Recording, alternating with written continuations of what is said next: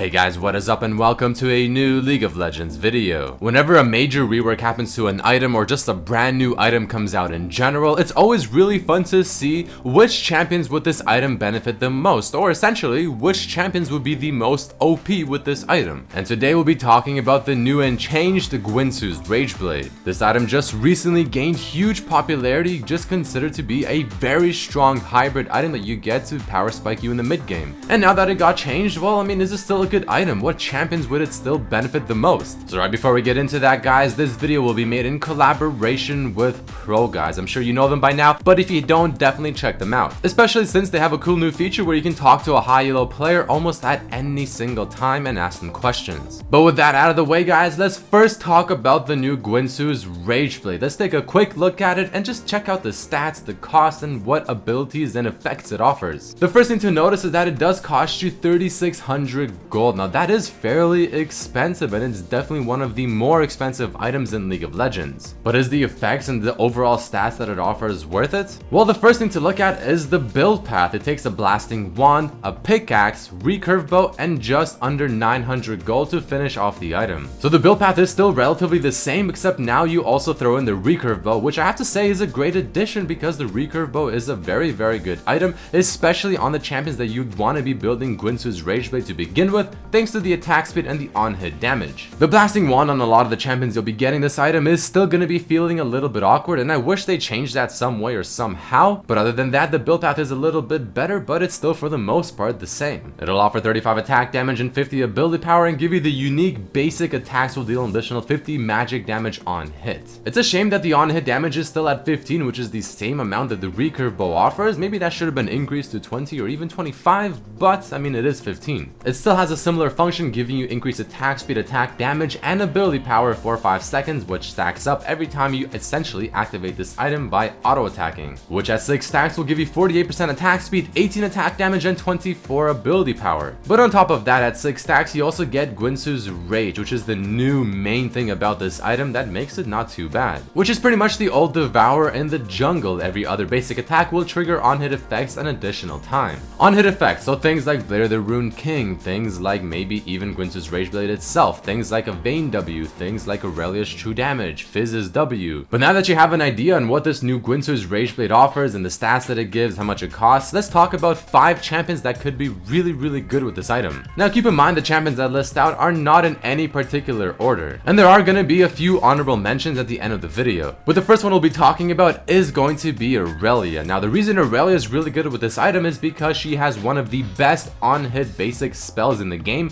being her W. When her W is active, Irelia will be able to deal true damage with every single auto attack that's considered an on-hit. But if she has Rageblade at 6 stacks, that's every 2 auto attacks, she'll be hitting them 3 times for the true damage with her W. And since she's getting attack speed, that means she'll be able to proc this effect very often, and obviously the more attack speed you get, the more it'll essentially multiply in damage. Or think of it this way, every 2 auto attacks with your Rageblade procced, your W alone will deal 225 true damage. Now that sounds pretty strong. But her Q ability, whenever you use it properly, will also apply on-hit effects, which includes your W, so you can even add further damage with how much your W will be doing in terms of on-hit damage. And for the most part, she'll have a ridiculous amount of different types of damage coming from her kit. So she will have true damage coming from her W, she'll have magic damage coming from the Rageblade, her E ability, and her ultimate, physical damage from her Q and her auto attacks, and it'll just be very difficult to itemize against her because she'll be dealing just so much different types of damage that you can't really pick one and choose to itemize against it. The only way to really flat out counter her is gonna be something like a Frozen Heart or even a Randuin's Omen, something that reduces attack speed. So Irelia, without question, has gotta be one of the most OP champions with the new Rageblade. But moving on to the second champion we'll be talking about that can also be very OP with the new Rageblade is Jax. Jax is a very similar concept to Irelia because they're both auto-attacking type champions that have some form of on-hit damage built into their kit. But what makes Jax even better with this item, and for the most part even the old Rageblade, is the fact that he's one of the best examples of a successful hybrid type champion, because every single ability he has in his kit, except for his E ability, scales off of AP and AD, and it scales quite well. So getting something like Rageblade and even Hextech Gunblade, which now is also very very strong can be very rewarding on this champion. But here's where things get a little bit spicy. Guinsoos Rageblade will synergize with Jax's ultimate, giving him that extra damage on his third auto attack, but it'll also synergize with his W empowered auto attack, because both his W and his ultimate are considered to be on-hit damage type spells or abilities. So if you time your abilities well enough, well, I mean, obviously this is gonna be quite deadly, and if you fight someone in a prolonged duel, Jax is gonna be quite literally unstoppable. His passive, which obviously passively grants him attack speed, will synergize with this even better, helping him get all these procs off more often with the Rageblade, his W, his ultimate. And imagine how fast he can push in towers as well. I mean, this is just a champion you don't want to see fed, especially with the new Rageblade. And Jax especially now has to be without question probably the best champion with the new Guinsoos Rageblade, because it synergizes with his overall kit and playstyle just absolutely beautifully. But let's move on to yet another champion that I would almost consider to be probably one of the best synergizers with Rageblade. And that champion is going to be no other than Cael. She has always been known to be more or less the queen of on-hit damage because she attacks so fast.